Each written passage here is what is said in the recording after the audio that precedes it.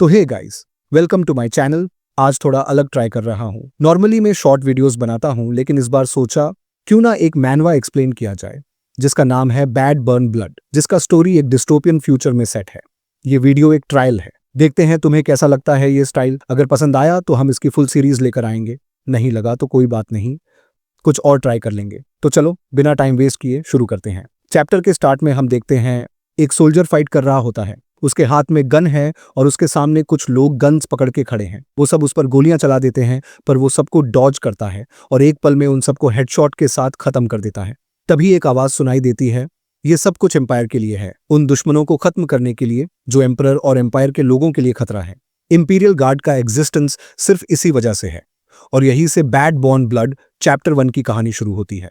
अब scene cut होता है और हमें दिखाया जाता है एक फ्यूचरिस्टिक अर्थ जहां टेक्नोलॉजी हद से ज्यादा बढ़ चुकी है, लेकिन जितनी टेक्नोलॉजी बढ़ी उतनी ही इंसानियत गिर गई। रिसोर्सेज कम पड़ने लगे और इंसान एक दूसरे के खिलाफ जंग करने लगे। जंग इतनी लंबी चली कि धरती धीरे धीरे बर्बाद हो गई, और इसी बीच ह्यूमैनिटी ने नए प्लैनेट्स पे बसना शुरू कर दिया, एक से दूसरे प्लैनेट पर एक नई जगह, एक नई शुरुआत की तलाश में। सुन के थोड़ा स्टार वॉर्स जैसा लग रहा होगा, पर रुक जाओ, पिक्चर तो अभी शुरू हुई है। लंबी और खतरनाक जंग के बाद अर्थ पूरी तरह से डिस्ट्रॉय हो गई, और एक दिन कोई अनजान एलियन स्पीशीज ने अटैक कर दिया, और बॉस उसी दिन से अर्थ की लाइफ खत्म हो गई। जो बचे कूचे सर्वाइवर्स थे वो स्पेस में भटकने लगे, और सालों के सफर के बाद उन्हें एक प्लैनेट मिलता है जो बिल्कुल अर्थ जैसा था। सर्वाइवर्स ने उस प्लैनेट का नाम रखा प्लैनेट नोवस, मतलब न्यू होम यानी नया घर। तो ह्यूमैनिटी ने उसके कोऑर्डिनेट्स स्पेस में भेज दिए ताकि जितने भी बचे हुए ह्यूमंस हैं वो सब वहां आकर इकट्ठा हो जाएं। लेकिन भाई, हम सबको पता है जहां इंसान जाता है वहां तबाही भी साथ जाता है, और इसके साथ प्लैनेट नोवस पर 3 बड़े फोर्सेस बनने लगे जिनके 3 अलग अलग सिंबल थे। पहला सिंबल है बेल्लाटो फेडरेशन, जहां ढेर सारा अलग अलग एलियन स्पीसीज और ह्यूमन साथ रहते थे। दूसरा सिंबल है एक्रेशियन एम्पायर, जहां इंसानों को साइबॉर्ग्स में बदला जाता था और एक पावरफुल मैकेनिकल आर्मी तैयार होती थी। और आखिरी सिंबल है होली कोराइट अलायंस, जहां लोग स्पिरिचुअल पावर और माइंड कंट्रोल के यूज करते थे। पर रिसोर्सेज फिर से कम पड़ने लगे, और फिर वही हुआ जो हमेशा होता है, एक नई वॉर शुरू हो गई। अब सीन शिफ्ट होता है ओक्रेसिया एम्पायर के अंदर, एक मैकेनिकल लैब जहां इंसानों को मशीन में बदला जाता है। एक ट्रेनिंग रूम की अंदर का सीन दिखाया जाता है, और फाइनली हम देखते हैं हमारे मेन कैरेक्टर को, जिसका नाम है लुका, और उसके सामने खड़ा है एक कोल्ड और खतरनाक पर्सनैलिटी जिसका नाम है हेमिलास कुस्टोरिया, जो एक्रेसिया एम्पायर का इंपीरियल गार्ड का कमांडर है। हेमिलास चिल्लाता है, तू अगला है बच्चे, तेरा लक खराब है, आज अपनी वर्थ एचआईज मैजेस्टी को दिखानी है, तो आज का दिन तेरे लिए बहुत इंपॉर्टेंट है। लुका धीरे से बोलता है, देखते हैं कौन अनलकी है, और मन में सोचता है, मुझे अब तक बुलेट्स को डॉज और ब्लॉक करना आना ही चाहिए, क्योंकि ऑफिशियल इंपीरियल गार्ड बनने के लिए ये बेसिक स्किल्स हैं। मैंने ये सब ट्रेनिंग बहुत ही खतरनाक सिचुएशन पे भी करा हुआ है, तो मुझे कोई परेशानी आना नहीं चाहिए। और हम उसके ओपोनेंट्स को देख पाते हैं, जो कि 5 डेथ रो प्रिजनर्स थे, जिन पे सस्ते मॉल का साइबरनेटिक इक्विपमेंटोस लगे हुए थे। लुका बहुत ही कॉन्फिडेंस के साथ मन में कहता है, बस 10 सेकंड लगेंगे इन्हें खत्म करने में। तो ट्रेनिंग शुरू हो जाता है। कैमरा लुका के चेहरे पे जूम करता है, वो अपने अंदर के सेंसेस को एक्टिवेट करते हैं। हार्ट बीट स्लो हो जाती है, टाइम रुक जाता है, और लुका कोई कुछ समझने से पहले एक पल में ही एक के बाद एक ओपोनेंट्स को खत्म कर देता है। हमें एक बेहतरीन एक्शन सीन देखने को मिलता है, और फिर वो सोचता है, मैंने कर दिखाया, मैंने अपने लिमिट्स को क्रॉस कर दिया, अब मेरा वैल्यू बढ़ेगा। और ये सब देख के हिमिलास खुश हो रहा होता है, लेकिन वो हैरान भी था। वो कहता है, मुझे लगा नहीं था कि तू बैलिस्टिक कंट्रोल यूज करेगा, ये तो अभी तक सिखाया भी नहीं गया था। लुका कामली बोलता है, मैंने बस अपने पहले वाले बंदे को कॉपी किया। हिमिलास बोलता है, वो बंदा नोबल फैमिली से था, उसको पहले से ये एडवांस ट्रेनिंग मिली थी, लेकिन तू एक अनाथ है, तुझे ये आना नहीं चाहिए था। तो देखो भाई, बैलिस्टिक कंट्रोल का मतलब सिंपल है, इसका मतलब बुलेट की ट्रेजेक्टरी को प्रिडिक्ट करना, अगले सेकंड में गोली कहां होगी वो समझ के अपनी मूवमेंट्स को एडजस्ट करना। पर लुका एक अनाथ था, और एक अनाथ का इस लेवल का कंट्रोल देख के हेमिलास शॉक में था। अब हेमिलास बोलता है, मुझे तू पसंद आया और मैं तुझे एक गिफ्ट देना चाहता हूं।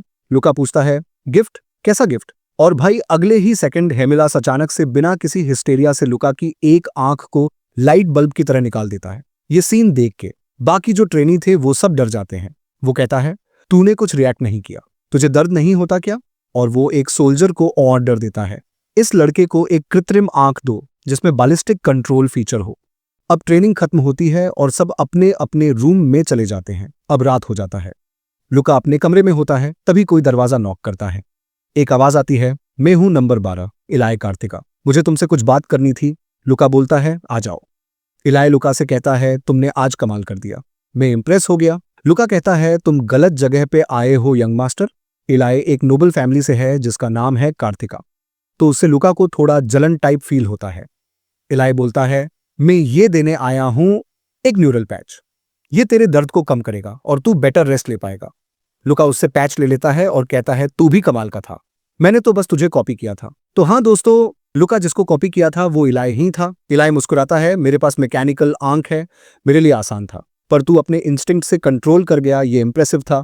फिर इलाय सीरियस होके कहता है कमांडर ने तुझे नोटिस किया है, इसीलिए वो अपने खर्चे से तुझे मैकेनिकल आंख दे रहे हैं। लुका कहता है मैंने बहुत मेहनत की है। नोबल्स के पास पावर होती है पर मेरे पास स्किल है, मैं ये चांस छोड़ नहीं सकता। इलाय धीरे से कहता है सब नोबल्स ग्रेट नहीं होते, जो फेल हुए हैं वो सब घुस दे के सेलेक्ट हो गए हैं। तो हाँ दोस्तों, यहाँ पे भी हमारे जैसा घुस चल रहा है। अब लुका शॉक होता है क्या ऐसा मुमकिन भी है। इलाय कहता है मुझे तो यही लगता है, लेकिन तुम जैसे लोग जिनके पास सपोर्ट नहीं है, तुम अपने दम पे यहां तक आए हो और वो सबसे ज्यादा रिस्पेक्ट डिजर्व करता है। लुका कुछ देर चुप रहता है, फिर सोचता है मैंने सोचा नहीं था कोई नोबल मुझे ये बोलेगा। आखिर ये बंदा मुझसे चाहता क्या है। अब इलाय रिस्पेक्ट के साथ अपने हाथ को आगे बढ़ाता है और कहता है लुका, मुझे लगता है तुम जैसे लोगों को ही सक्सेस मिलना चाहिए और मैं तुम्हें चीयर करता रहूंगा। और लुका भी हाथ मिला लेता है और बोलता है मेरा प्लान तो यही है।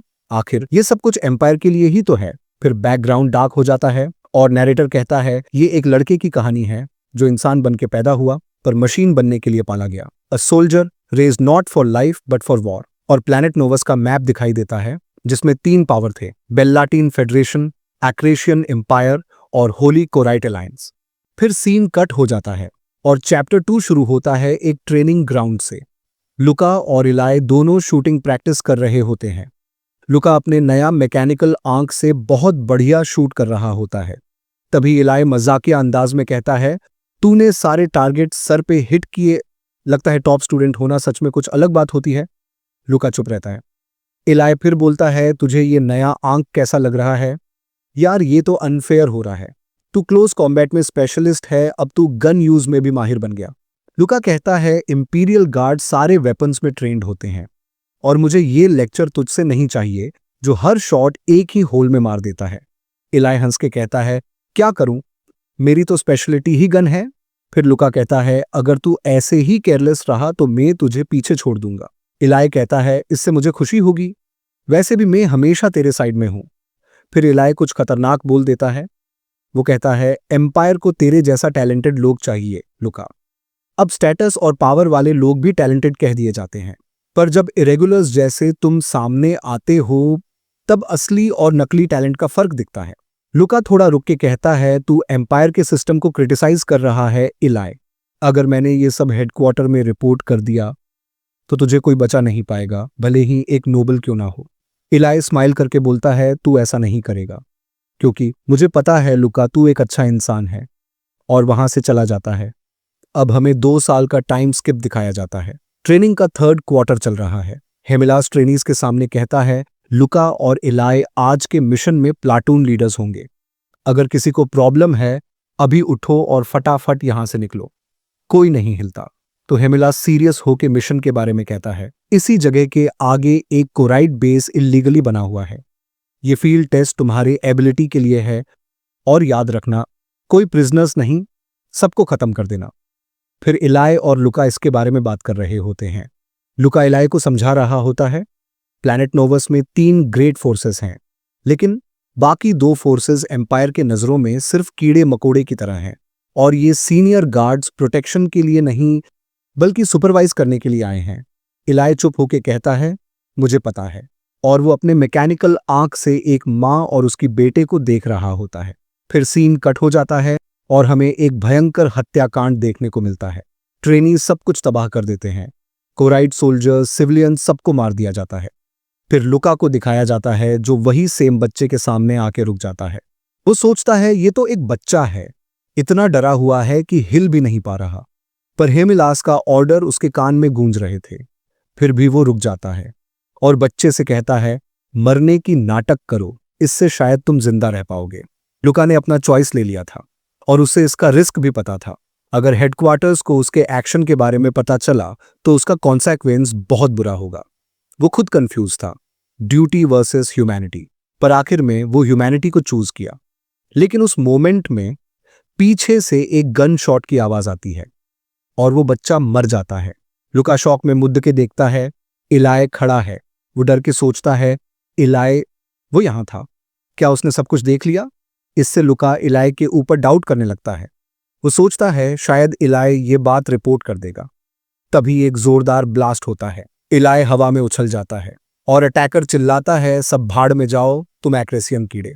इलाय पीछे से हमला करने की कोशिश करता है, पर अटैकर उस पे ही ब्लास्ट करके उसको टुकड़े टुकड़े कर देता है।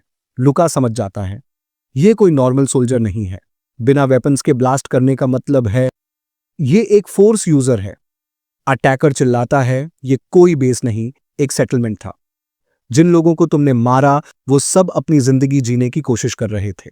अब लुका सोच रहा होता है, कैप्टन इस फोर्स यूजर के बारे में हम बताए क्यों नहीं? अब लुका सारे ट्रेनीज को बोलता है, तुम लोग फैल जाओ और पूरा बेस को कब्जा कर लो। इस फोर्स यूजर को मैं ठिकाने लगाऊंगा। और इसके साथ लुका और उस बंदे के बीच एक खतरनाक फाइट देखने को मिलता है। पर एक ऐसा मोमेंट आता है जब वो बंदा लुका के मास्क को तोड़ देता है। वो बंदा रुक जाता है। वो लुका को मार नहीं पाता क्योंकि लुका एक बच्चा था और लुका इसी पल का फायदा उठाता है। वो अटैकर को मार देता है। अब लुका सोचता है अगर उसने अपना अटैक कंप्लीट कर लिया होता तो शायद मैं मर जाता। ये सारे कोराइट कट्टरपंथी होते हैं, लेकिन वो मुझे मारा क्यों नहीं? ये सबसे लुका परेशान हो रहा था। लेकिन तभी पीछे से एक कोल्ड एंड फाइनल ऑर्डर गूंजती है, आगे बढ़ो। अपने इमोशंस को अपने ऊपर हावी मत होने दो। ये सब कुछ एम्पायर के लिए है। जो एम्परर और एम्पायर के लोगों के लिए खतरा है, उन्हें खत्म करना ही इंपीरियल गार्ड्स का असली मकसद है, और कुछ नहीं। सीन ब्लैक हो जाता है और चैप्टर यहीं खत्म हो जाता है। तो दोस्तों, ये था बैड बॉर्न ब्लड के पहले 2 चैप्टर्स का एक्सप्लेनेशन। जैसे कि मैंने बोला था, ये वीडियो एक ट्रायल रहेगा। बस 2 चैप्टर्स कवर किए हैं ताकि तुम लोगों को आइडिया मिले कि ये स्टाइल कैसा लगता है। मैं ऑनेस्टी जानना चाहता हूं, तो कमेंट जरूर लिखना। तुम्हारा फीडबैक डिसाइड करेगा कि ये जर्नी आगे बढ़ेगी या यहीं रुक जाएगी। तो मिलते हैं नेक्स्ट वीडियो में, और अभी के लिए सायोनारा।